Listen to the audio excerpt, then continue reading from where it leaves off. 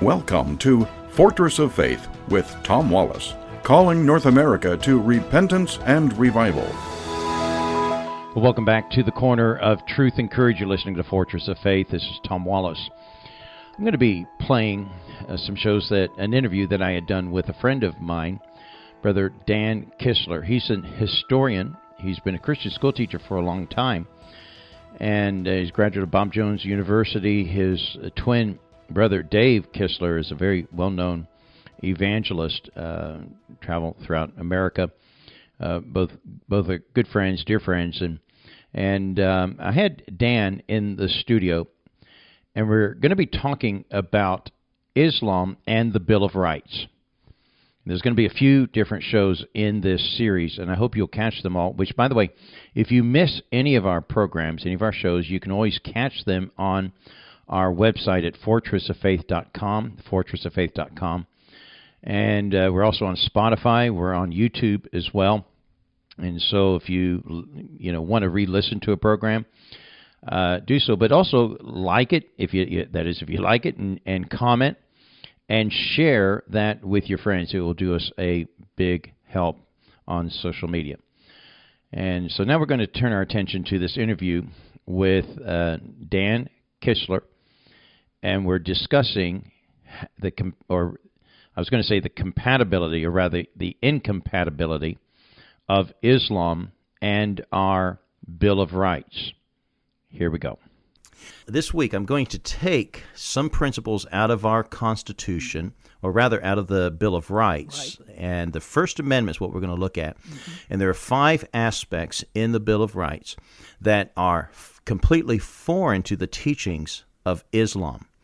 I'm going to delve into how Islam is so opposite, so foreign to the thinkings and values and virtues, the moralities that we have here in the West.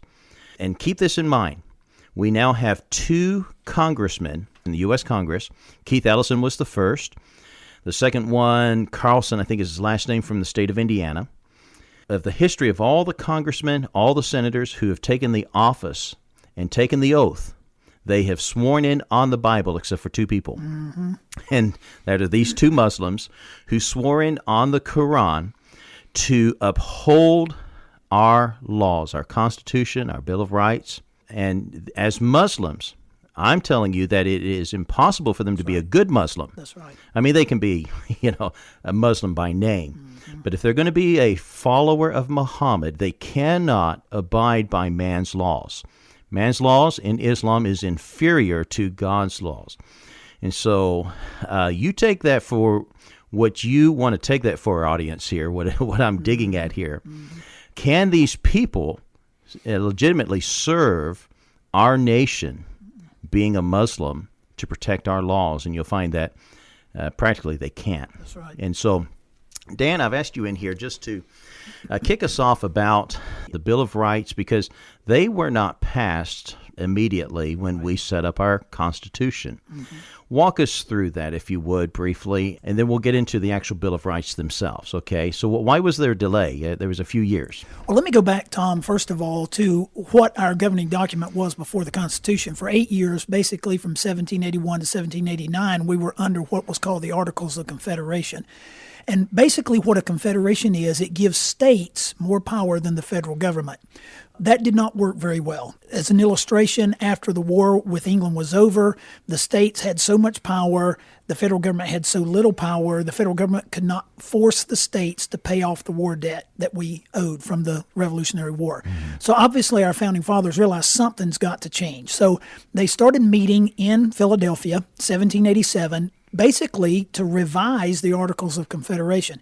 They wound up scrapping them and starting over with a completely new Constitution.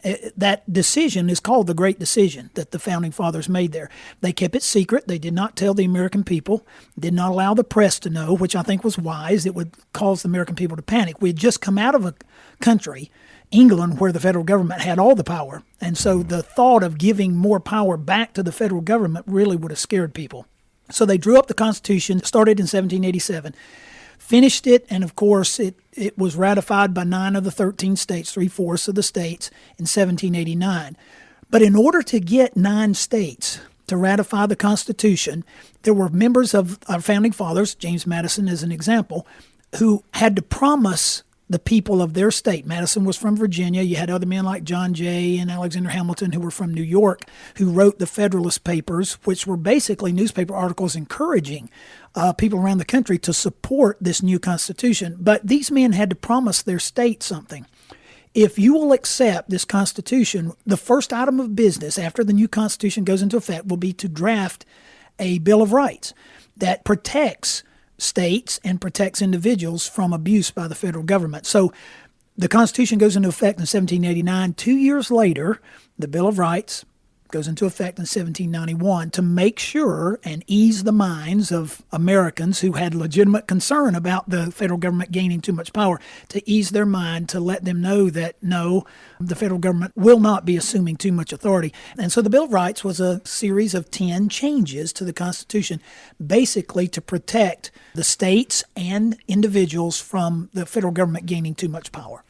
In the First Amendment, there are 4 or 5 major issues or freedoms that are made.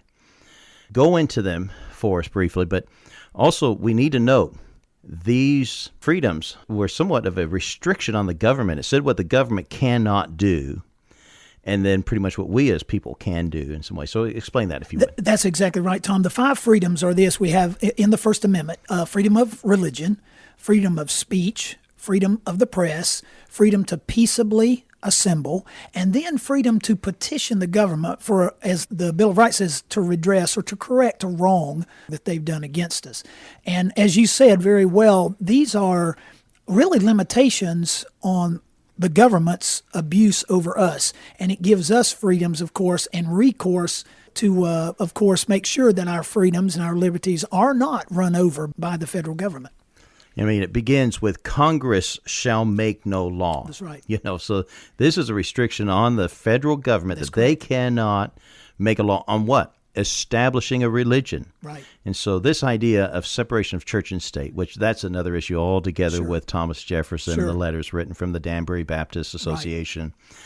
Separation of church and state is not in our First Amendment. Absolutely and not. So many people are ignorant of that. Anyhow, so I want to take these 4 or 5 different things that are mentioned here in this First Amendment over this week, and we're going to be talking about how they are so foreign to the teachings of Islam. And to the East, in Islam, the view of giving these freedoms is immoral to them. They see this as an immoral act. And this is one of the reasons why they hate us. Yes. When they attacked us, I mean, we in America were asking after 2001 on 9/11, why do they hate us? What did we ever do to hurt these people? And they see our laws as immoral. Mm-hmm. It's interesting that we now have Muslims who are claiming to be good Muslims protecting our laws. Or are they?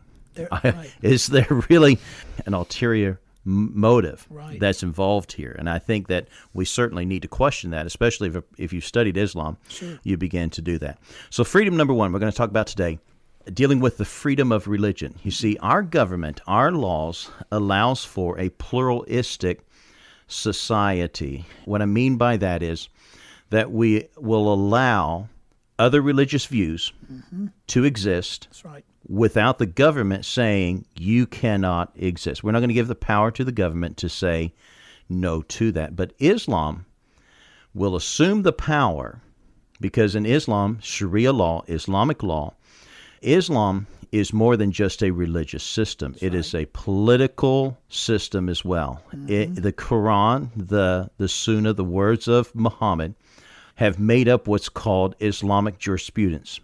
And this is what they consider to be God's law. And in the teachings of Islam, man's law is inferior to God's law. And in Islam, only one religion will reign superior. And everything else will either be annihilated, removed, or subjugated, brought into submission. Now, there's some conflicts for Muslims, and we're not going to be able to cover everything on this particular point because we have such short time. But the foundations being laid here about the Constitution and our First Amendments, and now dealing with the religious freedom.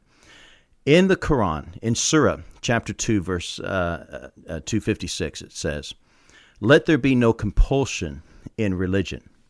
So in the early days of Muhammad's life, this passage was written in Mecca. He was saying, well, we're not going to make Allah, and this is supposed to be from Allah himself. Mm-hmm. God has said there's no compulsion in religion. But yet we find some conflicting verses later in Surah 9, verse 5. It says, "Fight and slay the pagans," the Mushkiruns, "wherever you find them. Beleaguer them and lie in wait for them in every stratagem of war." In Surah 9:29, perhaps one of the most famous verses in all the Quran. It's like our John 3:16. For them, it's their Surah 9:29.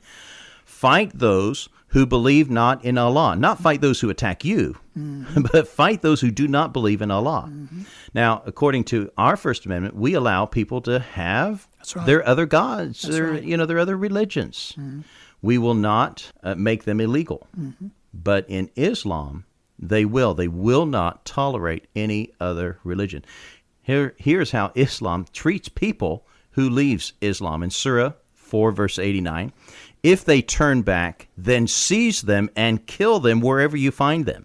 Mm-hmm. If that's not clear, Surah 16, verse 106 and through 109, "Anyone who, after accepting faith in Allah, utters unbelief, except under compulsion, his heart remaining firm in faith, but such as open their breasts to unbelief, on them is the wrath from Allah, and theirs will be a dreadful penalty.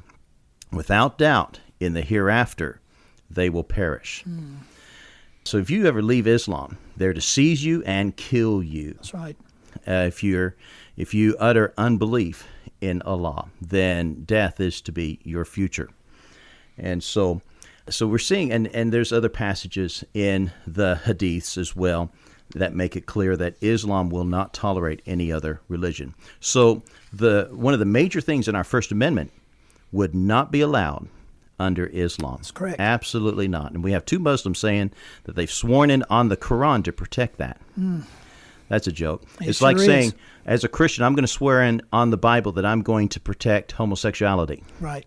Or abortion. Right. Or something like that. That's totally foreign to our values and to our concept. That's what these two Muslims have done. Mm-hmm. How does a good Muslim do that? They can't. Unless there's an ulterior motive. Mm-hmm. Well, we've ran out of time. Dan, thank you again for being on Fortress of Faith. Boy, the time goes by fast. Yes, sir. This is a special message to listeners on Carey Radio. I'm going to be in Northwest Washington, Vancouver, and Victoria between the dates of September 8th through the 15th. Now, you already welcome my voice into your homes. I'm hoping that you'll welcome me and my voice into your home as well, as I want to meet you. Gather some of your friends and family together and let's sit down and fellowship. Let's discuss the issues that are concerning us. You get to hear from me and my views a lot. I'd like to hear from you. Now, time slots are limited, so please call soon so that we can log your interest and hopefully we can get you into the schedule. The number to call is 800-616-0082 or email me, tom@fortressoffaith.org. Again, the number is 800-616-0082 or email me, tom@fortressoffaith.org.